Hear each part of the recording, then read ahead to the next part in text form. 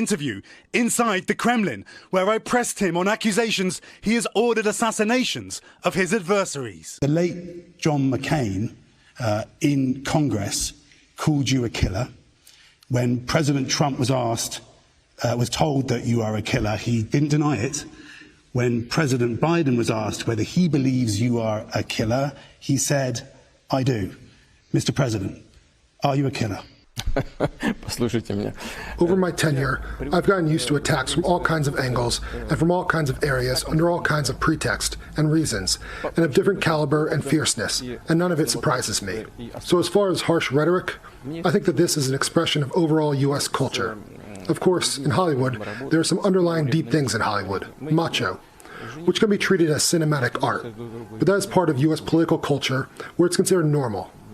By the way, not here. It is not considered normal here. I don't think I heard you answer the question, the direct question, Mr. President. I did answer. I'll add if you let me. I've heard dozens of such accusations, especially during the period of some grave events during our counterterrorism efforts in North Caucasus. And when that happens, I'm always guided by the interests of the Russian people and Russian state.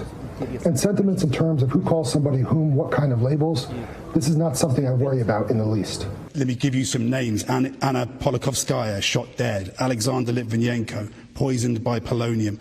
Sergei Magnitsky, allegedly beaten and died in prison. Boris Nemtsov, shot moments from the Kremlin, moments from here. Mikhail Lesin died of blunt trauma in Washington, D.C. Are all of these a coincidence, Mr. President?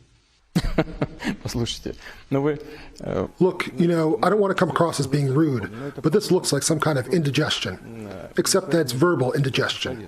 You've mentioned many individuals who indeed suffered and perished at different points in time for various reasons at the hands of different individuals. You mentioned Lesin. Lesin used to work in my administration. I liked him very much.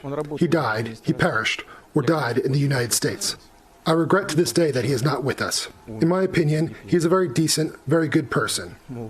And as far as the others, we found some of the criminals who committed those crimes. Some are in prison, and we're prepared to continue to work in this mode.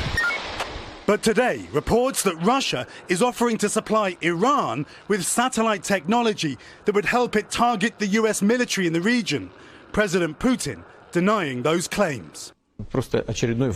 It's just fake news. At the very least, I don't know anything about this kind of thing. So we're speaking about it. Probably will maybe know more about it.